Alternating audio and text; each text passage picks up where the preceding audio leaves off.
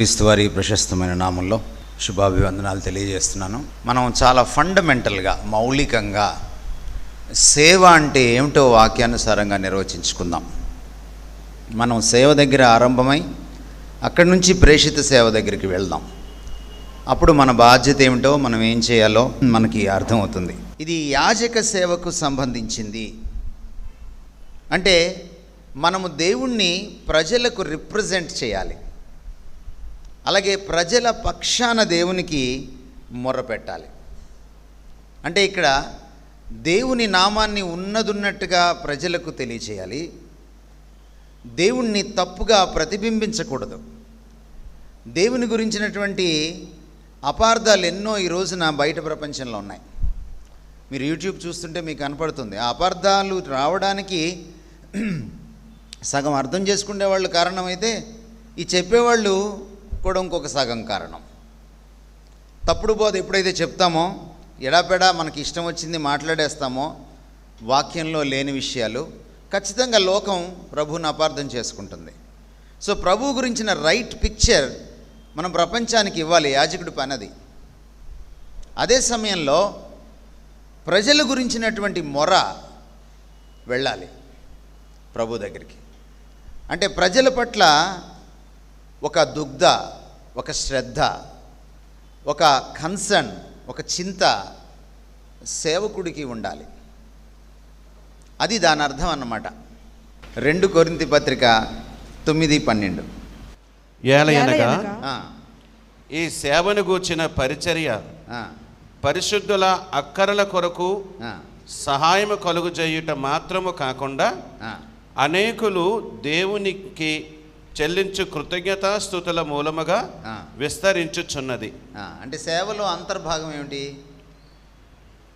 అక్కరలను తీర్చడం కూడా సేవే. ఆ కాంటెక్స్ట్లో వాడుతున్నాడు. కాపరంటే ఏంటండి? నా అక్కర్లని తీర్చు అనడం కాదు. సాధారణంగా పాస్టర్లు ఏం చేస్తారు? పని చేయించుకుంటారు గొర్రెల చేత. ఒకళ్ళు కూరగాయలు తెచ్చి పెడతారు, ఇంకోళ్ళు ఇంకోటి చేసి పెడతారు. పరిశుద్ధుల అక్కర్లని తీర్చడము సేవలో అంతర్భాగం. అందుకని మీకు అపోస్తలులు ఎప్పుడు వాళ్ళు ఇలాగా ఊడిగం చేయించుకోవడం మనకు కనపడదు కొత్త నిబంధనలో. ఇప్పుడు వచ్చిందనమాట అది. సరే, ఫిలిప్పీ పత్రిక 2వ అధ్యాయము 17వ వచనం. మరియు మీ విశ్వాస యాగములోను దాని సంబంధమైన సేవలోను నేను పానార్పణముగా పోయబడినను నేను ఆనందించి మీ అందరితో కూడా సంతోషింతును. సేవలో ఏమవుతున్నాడు ఆయన? అది సేవలో పరాకాష్ట.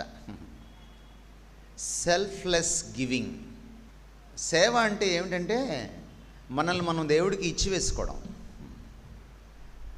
దేవుడి కోసం నీ శక్తిని, నీ ధనాన్ని, నీ సమయాన్ని, నీ సమస్తాన్ని అరగదీసుకోవడం, ఇది సేవ. ఇప్పుడు మనం చదివినటువంటి ప్రతి వాక్య భాగంలో లిటర్గియా అనే మాట వాడారు. కానీ కాంటెక్స్ట్ని బట్టి ఎప్పుడు కూడా ఒక పదానికి అర్థం చేకూరుతుంది. ఒక 20 ఏళ్ళు వచ్చిన అమ్మాయికి వాళ్ళ అమ్మ చెప్పింది అనుకోండి, నాన్నగారు నీకు పెళ్లి చేస్తారంటే అని. అలా కాకుండా ఒక 5వ తరగతి చదువుతున్న అమ్మాయికి, అల్లరి చేస్తున్న అమ్మాయికి, సాయంత్రం నాన్నగారు వచ్చారంటే నీకు పెళ్లి చేస్తారు అనింది అనుకోండి, రెండిటికి అర్థం ఒకటే కాదు. ఆ పెళ్ళికి ఈ పెళ్ళికి చాలా తేడా ఉంది. అఫ్కోర్స్ పెళ్ళి ఎవరినైనా చిత్తకొడుతుంది, అది వేరే విషయం. కొంత సారూప్యత కూడా ఉంది, కానీ ఇక్కడ వ్యత్యాసం ఉంది. ఒకే పదానికి నానార్థాలు ఎలా చేకూరుతాయంటే సందర్భాన్ని బట్టి చేకూరుతాయి. ఆయన రాత్రి బాత్రూంలో పడ్డాడట. అయ్యో ఎలా ఉన్నారు, కాలు చెయ్యి విరిగిందా? ఆయన పేపర్లో పడ్డారట. అయ్యో ఏమైనా విరిగిందా అని అనం మనం. ఆయన ప్రేమలో పడ్డాడట,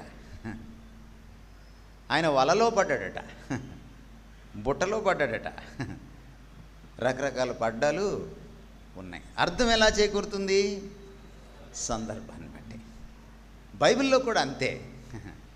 సందర్భం, కాంటెక్స్ట్ చాలా ప్రాముఖ్యం. ఇది ఎక్స్పోజిటరీ ప్రీచింగ్ క్లాస్ కాదు కాబట్టి నేను లోతుకి వెళ్ళట్లేదు. సో సందర్భాన్ని మనం చూస్తే పలు సందర్భాల్లో సేవకు పలు అర్థాలను కొత్త నిబంధన వాక్యం ఇస్తోంది. సేవలో అంతిమమైన విషయం ఏమిటంటే మనల్ని మనం ఇచ్చి వేసుకోవడం. దేవుడు మనకి ఏదైతే ఇచ్చాడో దాన్ని ఆయన కోసమే అరగదీసుకోవడం, ఆయన మహిమార్థం, ఆయన ఉద్దేశాల నిమిత్తం, ఆయన నియమించినటువంటి ప్రణాళికల కోసం, ఆయన సాధించాలి అని ఈ భూలోకంలో ఏదైతే తలపెట్టాడో దానిలో మనం భాగస్వాములు కావడం కోసం మనం మనల్ని ఇచ్చి వేసుకోవడం. రోమాపత్రిక 12వ అధ్యాయం 1వ వచనం చదివితే ఎగ్జాక్ట్గా ఇదే ఆలోచన అక్కడ కనపడుతుంది. రోమాపత్రిక 12వ అధ్యాయం 1వ వచనంలో చివరి భాగం, అంటే 1వ వచనం చివరి భాగంలో ఇట్టి సేవ మీకు యుక్తమైనది అని రాయబడింది. ఏంటి ఆ సేవ? ఇట్టి సేవ అంటే పైన మనం చదవాలి. ఏంటి ఆ సేవ? ఏమండి ఆ సేవ ఏమిటో? సజీవ యాగంగా ఇచ్చి వేసుకోవడం. సేవ వినండి, కాపర్లంతా ఒక బలియాగం. యేసుక్రీస్తు వారు శిలువలో చెల్లించిన బలియాగం వేరు, మనము ఈ సేవారూపకంగా చేస్తున్న బలియాగం వేరు. అది పాప పరిహారార్థ బలి, ప్రాయశ్చిత్త బలియాగం. ఆ విషయాన్ని 11 అధ్యాయాల్లో ఆవిష్కరించాడు పౌలు రోమాపత్రికలో. 11 అధ్యాయాల్లో ఆ పాప పరిహారార్థ బలి వెనక ఉన్న నేపథ్యాన్ని, మనుషులకు దాని అగత్యాన్ని, దేవుడు ఆ ప్రణాళికను ఎంత అద్భుతంగా ఆయన రూపించాడో, దాన్ని ఎంత అద్భుతంగా క్రీస్తులో అమలు చేశాడో, క్రీస్తు ఎంత త్యాగపూరితంగా చిత్తశుద్ధితో ఆ బలియాగాన్ని చెల్లించాడో 11 అధ్యాయాలు చెప్పిన తర్వాత ఆయన అందులో నుంచి సారం తీసుకుంటున్నాడు, అందులో నుంచి మాట్లాడుతున్నాడు. కాబట్టి ఆయన ఇంతటి మహా బలియాగాన్ని మన పక్షాన చేశాడు కాబట్టి, అంటే ఆయన మన స్థానంలో మన పక్షాన ప్రాయశ్చిత్త బలియాగం చేశాడు కాబట్టి మీరు కూడా ఒక యాగం చెయ్యాలి అంటున్నాడు. అని మిమ్మల్ని బ్రతిమలాడుకుంటున్నాను అంటున్నాడు. ఏమిటి ఆ యాగం అని అంటే సజీవ యాగం అని అన్నాడు. అది పాప పరిహారార్థ బలియాగం ఇంకెవడూ చేయలేడు, ఏ యాజకుడు చేయలేడు, పాత నిబంధనలో ఉన్న ప్రధాన యాజకులు కూడా చేయలేరు. కానీ ఈ బలియాగాన్ని ప్రతి విశ్వాసి చేయాలి, ప్రతి కాపరి చేయాలి. ఇది అందుకు ప్రతిస్పందనగా చేసే బలియాగం. మరో విధంగా చెప్పాలంటే యేసుక్రీస్తు వారు చేసినటువంటి పాప పరిహారార్థ బలియాగానికి ప్రతిస్పందనగా చెల్లించేటువంటి ఒక కృతజ్ఞత బలియాగం ఇది. అది సజీవంగా ఉండాలి, పరిశుద్ధంగా ఉండాలి, దేవునికి అనుకూలంగా ఉండాలి. ఇది సేవ. సేవలో మీకు ఏం కనపడుతుంది? దోచుకోవడమా, ఇచ్చుకోవడమా? ఏమండి? మరి ఇచ్చుకుంటూ పోతే నాకెవరిస్తారు? అది ఆయన ఇస్తాడు. తన సొంత కుమారుణ్ణి ఇవ్వడానికి వెనుతీయనివాడు మనకేమన్నా ఇవ్వడానికి వెనుతీస్తాడా? No never, no never. First విశ్వాసం కావాల్సింది ఎవరికంటేనండి? విశ్వాసులకు కాదు, కాపరికే. ఇదే ప్రాబ్లం. దేవుడి పైన విశ్వాసం లేని, చాలినంత విశ్వాసం లేని కాపర్లు ఈ రోజున చాలామందిని విశ్వాసంలోకి నడిపిస్తున్నారు. అది సమస్య, విచిత్రం అది. ఇది సరి అయిన సేవ అంటున్నాడు, యుక్తమైన సేవ. యుక్తం అంటే సముచితమైనది, అసలు సిసలైనది. ఇది రీజనబుల్ సర్వీస్ అంటున్నాడు ఇంగ్లీష్లో. సేవ అంటే ఇలా ఉండాలిరా అని చెప్తున్నాడు అన్నమాట. ఇదండి సేవ. సేవ గురించి ఇంకొక మాట చెప్పి నేను ముందుకు వెళ్తాను. అపోస్తల కార్యాలు 22వ అధ్యాయం 7 నుంచి 10 వరకు చదువుతారండి ఎవరైనా? నేను నేల మీద పడి, సౌలా సౌలా, నీవెందుకు నన్ను హింసించుచున్నావని నాతో ఒక స్వరము పలుకుట వింటిని. అందుకు నేను, ప్రభువా నీవెవడవని అడిగినప్పుడు ఆయన, నేను నీవు హింసించుచున్న నజరేయుడునగు యేసును అని నాతో చెప్పాను. ఏమడిగాడు కింద పడగానే ఆయన? ఫస్ట్ ప్రశ్న, ప్రభువా నీవెవడవు. అప్పటికే సగం అర్థమైంది, అందుకని ప్రభువా అంటున్నాడు. ప్రభువా అంటున్నాడు కానీ ఏ ప్రభువా అర్థం కాలేదు. సాధారణంగా ఒక యూదుడి నోట్లో నుంచి ప్రభువా అంటే అదునాయ్ అనే మాట రాదు.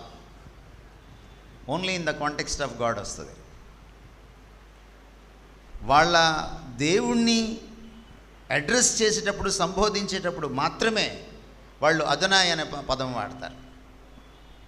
సాధారణంగా వాడరు వేరే వాళ్ళకి. కానీ ఈయన అప్రయత్నంగా ఆ పదం వాడేశాడు. ఎక్కడో సబ్కాన్షియస్లో ఆయన లీలగా క్రీస్తును ప్రభువుగా అంగీకరించేశాడు. ఇప్పుడు అడుగుతున్నాడు, ఎవరు నువ్వు? ఆయన వేసిన రెండో ప్రశ్న ఏంటి చూడండి మీరు. 8వ వచనం, ప్రభువా నీవెవడవని అడిగినప్పుడు నేను, నీవు హింసించుచున్న నజరేయుడునగు యేసును అని నాతో చెప్పాను. నాతో కూడా ఉన్నవారు ఆ వెలుగును చూచిరి గాని నాతో మాట్లాడిన వాని స్వరము వారు వినలేదు. అప్పుడు నేను, ప్రభువా నేనేమి చెయ్యవలనని అడుగగా, నేనేమి చెయ్యవలనని అడుగగా. ఏమర్థమైంది మీకు సేవ గురించి? మీ అంతటి మీరే పాస్టర్లు అవ్వకూడదు. నేనేం చేయాలని అడగాలి. పిలుపు నిర్ధారణ 2 ప్రశ్నల ద్వారా వస్తుంది. ఒకటి, ప్రభువెవరు, ఆయనను తెలుసుకోవాలి. పిలిచిన వాడిని తెలుసుకోవాలి. పిలిచిన వాడిని నువ్వు ఎంతగా తెలుసుకుంటావో, ఎంత లోతుగా, ఎంత సన్నిహితంగా ఆయన్ని ఎరుగుతావో, అంత తొందరగా, అంత స్పష్టంగా నీ పిలుపు నీకు అర్థమవుతుంది. మత్తయి సువార్త 16వ అధ్యాయంలో కూడా ఆయన నా సంఘమును కట్టుదును, ఈ బండ మీద నా సంఘమును కట్టుదును అని 18వ వచనంలో మాట్లాడకముందు 13వ వచనంలో ఆయన అడిగాడు, లోకం ఏమనుకుంటుంది నా గురించి? ఆ తర్వాత కింది వచనాలకు వచ్చి మీరేమనుకుంటున్నారు అని అడిగాడు. మళ్ళీ అక్కడ కూడా మీకేం అర్థమవుతుందంటే ప్రభువు ఎవరు అన్న దాంతో ఆరంభమై సంఘం ఏమిటో అర్థమవుతుంది. మీరందరూ సంఘ సేవకులే, అంటే బయట సంఘాలు కాదు, దేవుని సంఘ సేవకులు. మీరు సంఘ సేవకులైతే సంఘ పరిచర్య ఎలా ఉండాలో, సేవ ఏమిటో, దాని స్వభావ స్వరూపాలు ఏమిటో, దాని దిశానిర్దేశం ఏమిటో, అందులో మీ పాత్ర ఏమిటో మీకు ఎప్పుడు తెలుస్తుందంటే మొదట మీరు ప్రభువుని ఎరగాలి. మారు మనసు పొందితే సరిపోదు, మారు మనసుతో ఎరగడం ఆరంభం అవుతుంది. నిన్నును అద్వితీయ కుమారుడైన నీ కుమారుణ్ణి యేసుక్రీస్తును ఎరుగుటయే నిత్యజీవం అన్నాడు ఆయన. ఎరగడంతో, ఆయన్ని వ్యక్తిగతంగా తెలుసుకోవడంతో ఆరంభం అవుతుంది మారు మనస్సు. మారు మనస్సుతో ఈ ఎరగడం ఆరంభమై మనం క్రమేపీ ఎదగాలి. ఆ ఎరగడంలో ప్రభువుని ఎరగాలి. ప్రభువుని ఎరగడం అంటే బిబ్లికల్ పరిభాషలో అర్థం ఏమిటంటే భార్య భర్తను ఎరిగినట్టు, భర్త భార్యను ఎరిగినట్టు ఎరగాలి. అందుకనే చూడండి, హీబ్రూ పదజాలం చూడండి మీరు ఒకసారి. మరియమ్మ తల్లి గారి దగ్గరికి వచ్చి గబ్రియేలు దూత, సర్వశక్తుడు నిన్ను కమ్ముకుంటాడు, పరిశుద్ధాత్మలను గర్భం ధరిస్తావు అని చెప్పంగానే ఆమె ఇది ఎలా సాధ్యమో అని వెంటనే ఆవిడ అన్న మాట ఏమిటంటే, నేను పురుషుని ఎరుగని దానను. ఇది బిబ్లికల్ టర్మినాలజీ, బైబిల్ పదజాలం. ఎరగడం అంటే ఇంటిమసీ, సాన్నిహిత్యం. ప్రభువుని పాస్టర్ గారు సన్నిహితంగా ఎరిగినప్పుడే ఆయన సేవకు దిశానిర్దేశం చేసుకోగలడు.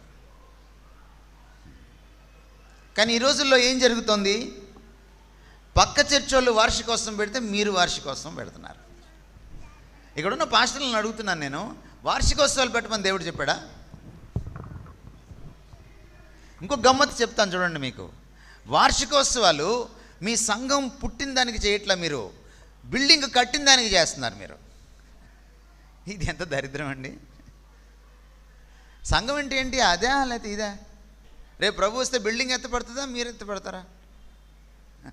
ఊరిని అడుగుతున్నాను నేను. ఇది కాదు, ఇది మీకోసం, మీ షెల్టర్ కోసం. ఇప్పుడు దేవుడు నివసించడానికి ఆయనకి గోడలు అక్కర్లేదు, ఎందుకంటే మిమ్మల్ని ఆయన ఆలయంగా చేసేసుకున్నాడు. అది పాత నిబంధన. సో మీరు అర్థం చేసుకోవాల్సింది ఏమిటంటే, మీ వార్షికోత్సవం కూడా తప్పు చేస్తున్నారు మీరు. ఒక ఓల్డెస్ట్ చర్చ్కి వెళ్ళాను నేను. వెళ్తే ఎన్నో వార్షికోత్సవం సార్ అని అడిగాను. 6వ వార్షికోత్సవం అన్నారు. నాకు ఆశ్చర్యం వేసింది.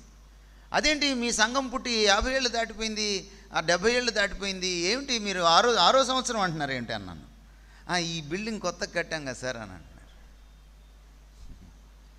అంటే మరి పాస్టర్ గారికి ఆ మాత్రం అవగాహన ఉంటే చర్చ్ అంటే, ఇంకా ఆ పాస్టర్ గారు గొర్రెలు ఎలా ఉంటారండి? నిజంగా గొర్రెలే వాళ్ళు. ఎంత దౌర్భాగ్యం ఇది. ఈ అవగాహన లేమి. ప్రభువుని ఎరగాలి. అందుకే మొదట ఇంకో మాట కూడా మీకు చెప్పాలి.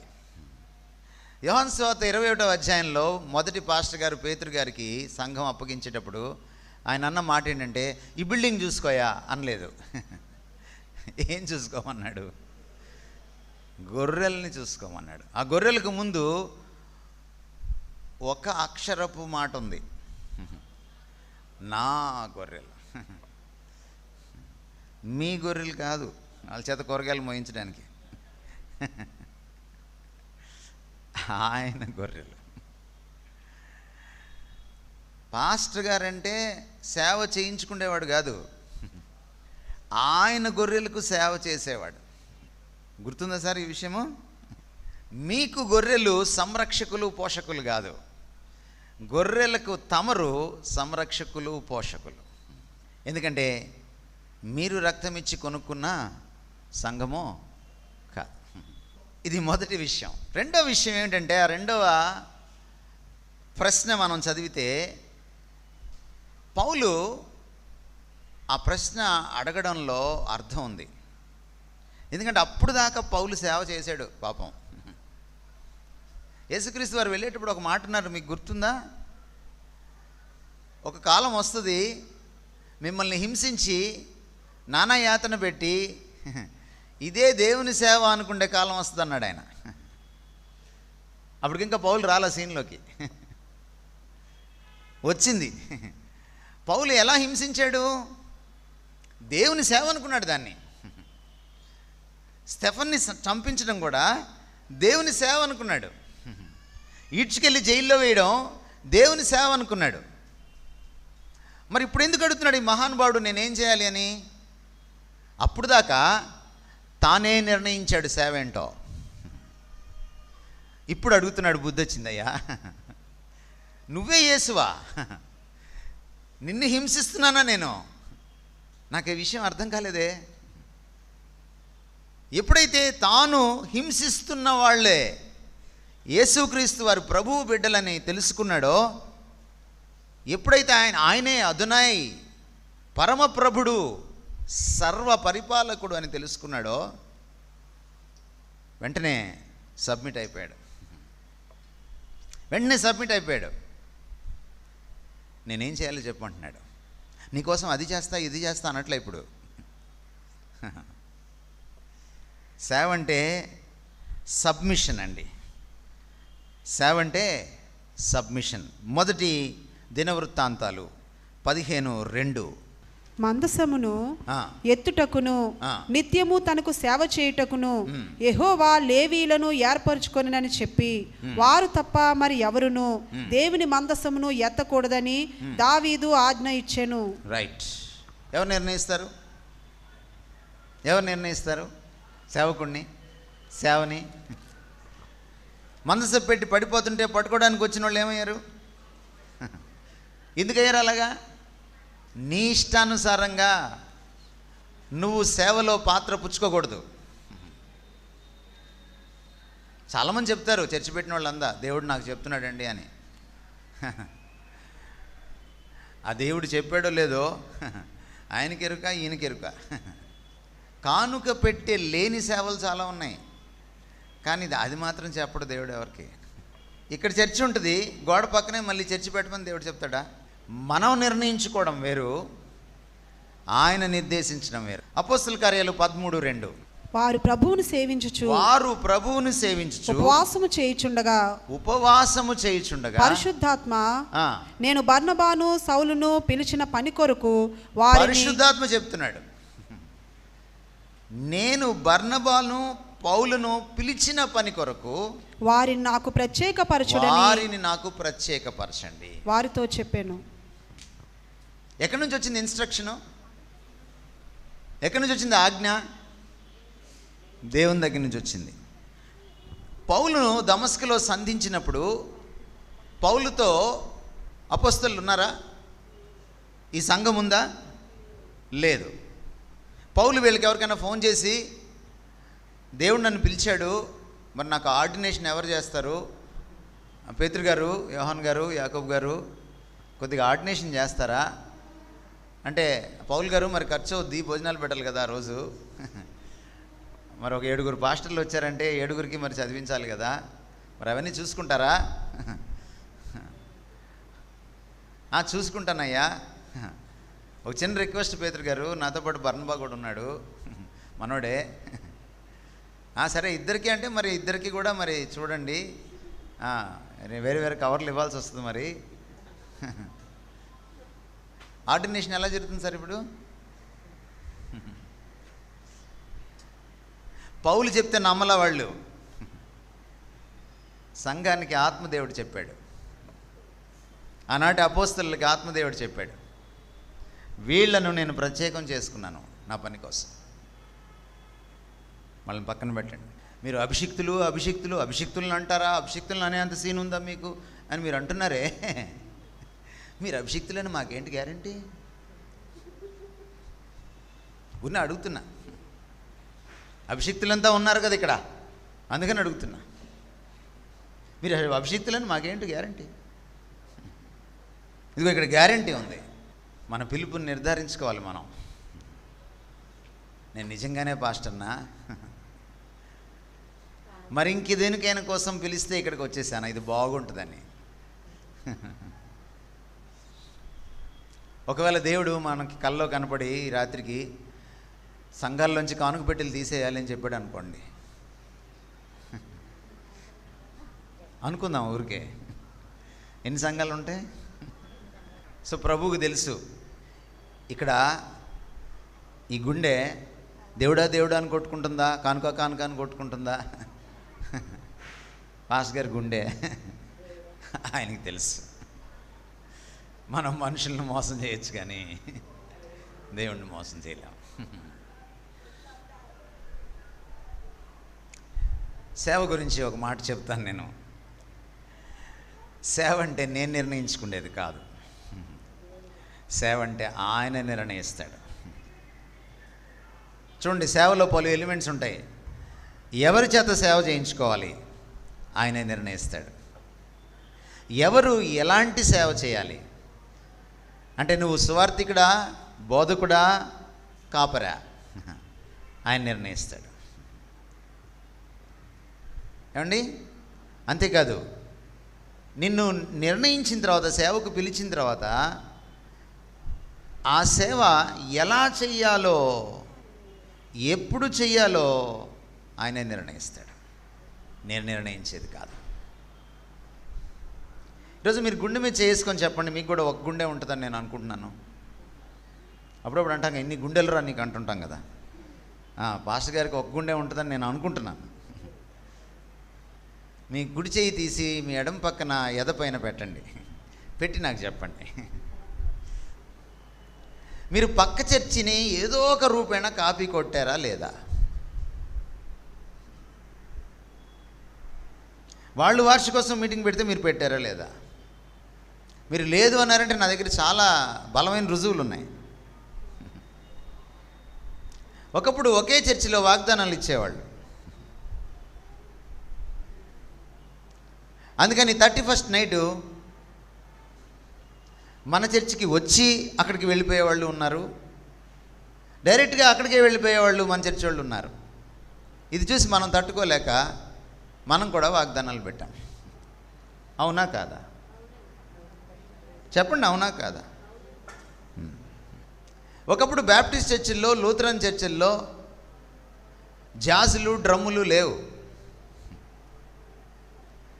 ఇప్పుడు కొన్ని సంఘాలు వచ్చి జాజులు, డ్రమ్ములు పెట్టి పిల్లల్ని ఆకర్షిస్తూ ఉంటే, అరే మన పిల్లలు అక్కడికి వెళ్ళిపోతున్నారని మనం ఆంధ్రక్రైస్తవ కీర్తనలు వదిలేసి కాసేపు ఆంధ్రక్రైస్తవ కీర్తనలు పాడి ఇప్పుడు స్తుతి ఆరాధన జరుగుతుంది. అప్పుడుదా జరిగింది ఏమిటో అని కాపీ కొట్టామా లేదా? కాపీ ఎప్పుడు కొడతాం సార్ మనం?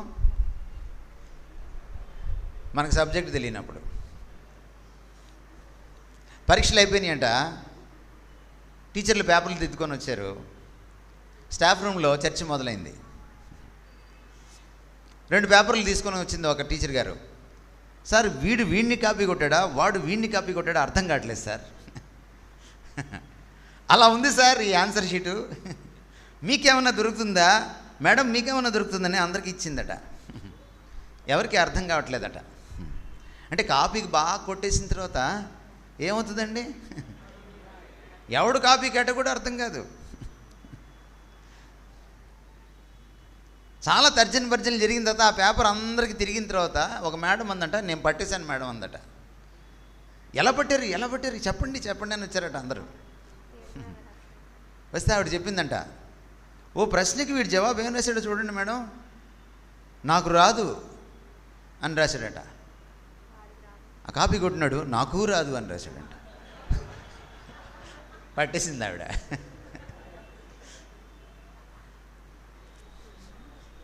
మీది కాపీ చర్చ, కాపీ సేవ, ఒరిజినలా? ఒరిజినల్ సేవ విలక్షణంగా విభిన్నంగా ఉంటుంది, అది కాపీ కొట్టదు. దేవుడు 10 మంది పాస్టర్లను పిలిచి పక్కనే చర్చిలు పెట్టండి అని చెప్పడం. వాళ్ళు మ్యూజిక్ పెట్టారు కాబట్టి మీరు మ్యూజిక్ పెట్టండి, వాళ్ళు వాగ్దానాలు పెట్టారు మీరు వాగ్దానాలు పెట్టండి చెప్పడు.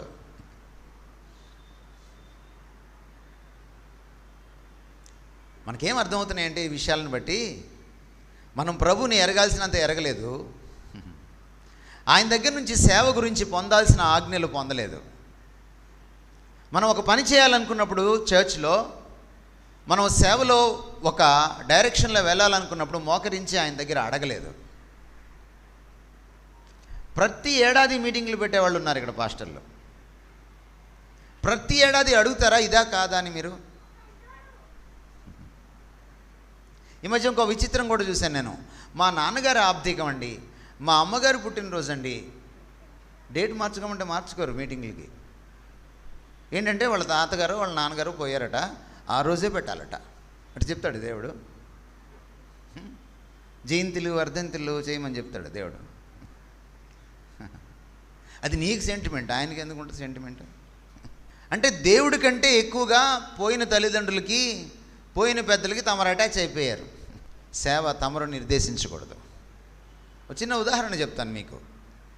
గురువుగారు శిష్యులు ఉన్నారు, గురువుగారి దగ్గర శుశ్రూష చేస్తున్నారు. గురువుగారు రకరకాల పనులు చెప్తుంటారు. అరే దాహం వేస్తుంది మంచినీళ్ళు తీసుకురారా అన్నారు శిష్యుడిని. అంటే శిష్యుడు గురువుగారి దగ్గరికి వచ్చి, బాత్రూంలో మంచినీళ్ళు పెట్టాను సార్ అని అంటాడా?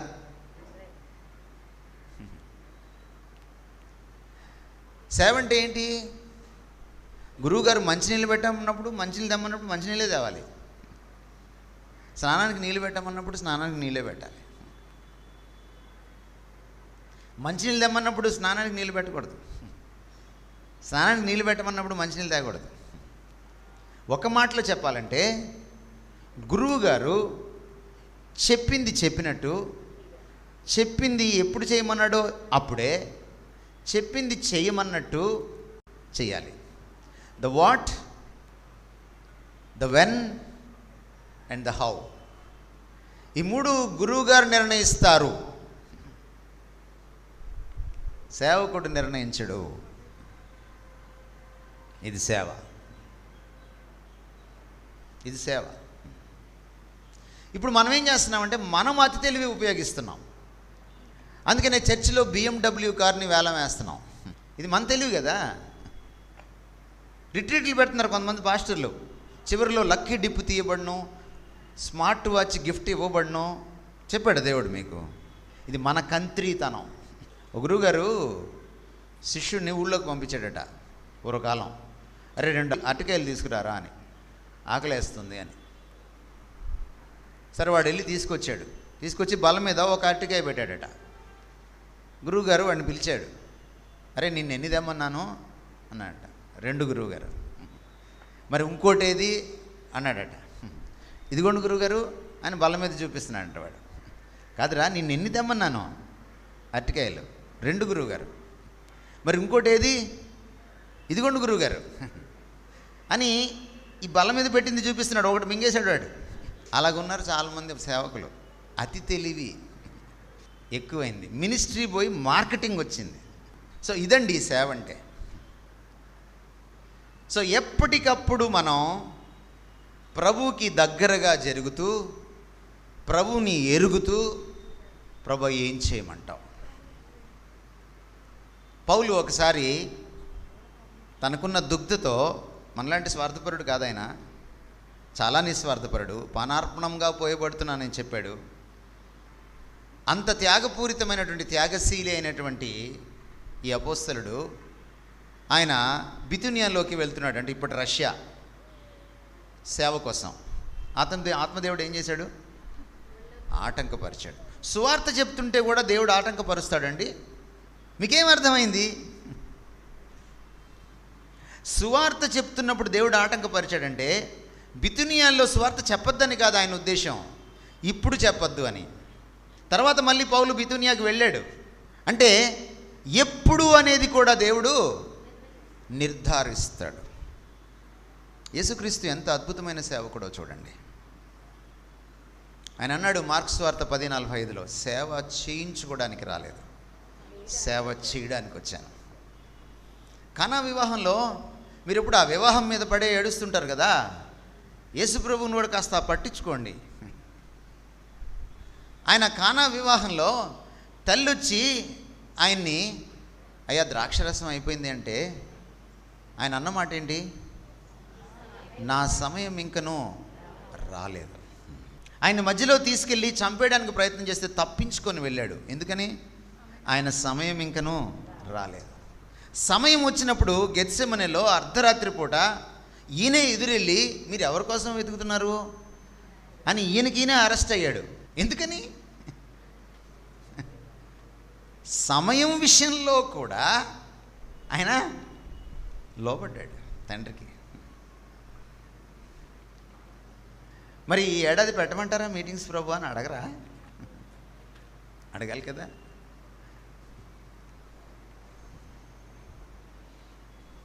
సో ప్రభువుకి దగ్గర అవ్వాలి. ఎప్పటికప్పుడు ప్రభువు ఏం చెప్తాడా అని మనం ఎదురు చూడాలి. అప్పుడే మనం నిజమైన సేవకులం అవుతాం. ప్రభు చేయమంటావా, చేయొద్దంటావా? ఇది కాకుండా ఇంకేదైనా చేయమంటావా? ఇటు కాకుండా ఇంకెటైనా వెళ్ళమంటావా? ఇప్పుడే చేయమంటావా, తర్వాత చేయమంటావా? నువ్వే చెప్తే అది చేస్తాను. సేవ అంటే విధేయత, లోబడిపోవడం, చిత్తం ప్రభువా అనడం, అది సేవ. నీ క్రియేటివిటీ, నీ అతి తెలివి, నీ మార్కెటింగ్ ట్రిక్లు, నీ లక్కీ డిప్పులు, నీ లాటరీ సిస్టంలు, నీ స్కీములు, పథకాలు కానే కావు.